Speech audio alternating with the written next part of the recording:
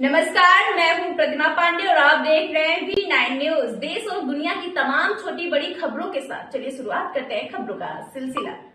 अंतर्राष्ट्रीय योग दिवस को लेकर केंद्र और राज्य सरकार के व्यापक तैयारियां जोरों से की है, जहां इसको लेकर सांसद चिंतामणि महाराज ने प्रेस वार्ता कर जानकारी देते हुए कहा कि योग ज्ञान और अध्यात्म का संगम है। जहां योग भारत की विरासत रही तो वहीं ऋषि मुनियों से मिली सनातन संस्कृति का आधार योग है और योग करने से स्वस्थ तन मन रहता है। आज मोबाइल की व्यवस्था के कारण लोग योग अध्यात्म से दूर होते रहे हैं, वहीं जबकि चारों आसान में करने वाले योग शरीर की चंचलता को बनाए रखता है। आज जहां गीता के ज्ञान से विदेशी ज्ञान अर्जित कर रहे हैं, वहीं भारत की संस्कृति विलुप्त होती जा रही है। योग के महत्व को बढ़ावा देने सरकार प्रयासरत है, जिसे अंतर्राष्ट्रीय स्तर पर पहचान मिल रही है। सभी मंचासी साथी और पत्रकार साथी, विश्व योग दिवस के अवसर पर पत्रकार वार्ता में आज आप सबके बीच उपस्थित हूँ। आज हमारे देश के प्रधानमंत्री माननीय मोदी जी के नेतृत्व में योग दिवस का जो महत्व है वो सिर्फ भारत को ही नहीं बल्कि पूरे विश्व को उसका महत्व समझाए। और 2014 में संयुक्त राष्ट्र महासभा में योग को अंतर्राष्ट्रीय स्तर पर मनाने के लिए आह्वान किया गया और 21 जून को अंतर्राष्ट्रीय योग दिवस के रूप में मनाया गया। ये सिर्फ भारत में ही नहीं बल्कि पूरे विश्व में हमारे भारत का जो योग है, जो अध्यात्म है, उसको पूरा विश्व माना है।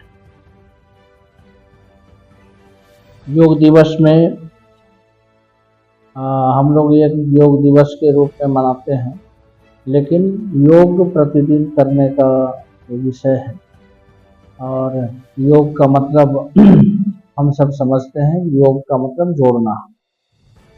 योग ऐसा चीज है कि उसमें यदि सही पद्धति से किया जाए तो हम उन ऊंचाइयों को प्राप्त कर सकते हैं जिसका शायद हम कल्पना भी नहीं कर सकते। अंतर्राष्ट्रीय योग दिवस का शुरुआत माननीय मोदी जी के प्रयास से पूरे विश्व में 21 जून को मनाया जाता है और इसके लाभ क्या है, इसको जानने के लिए यदि योग हम करें तो निश्चित रूप से उसका लाभ क्या क्या है वो सब हमको अनुभूति होगा।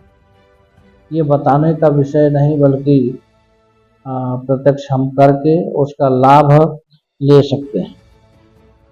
इससे शरीर भी स्वस्थ रहता है, मन भी स्वस्थ रहता है और तन और मन अगर दोनों ठीक है तो व्यक्ति निश्चित रूप से निश्चिंत हो सकता है।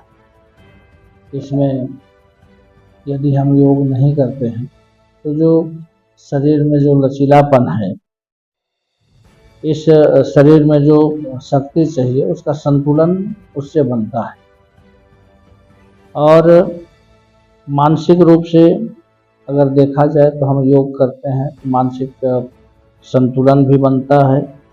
कई लोग तनाव में, चिंता में, अवसाद में जो रहते हैं, अगर योग को नियमित किया जाए तो निश्चित रूप से इस तरह का जो तनाव है, अवसाद है, उससे छुटकारा पाया जा सकता है।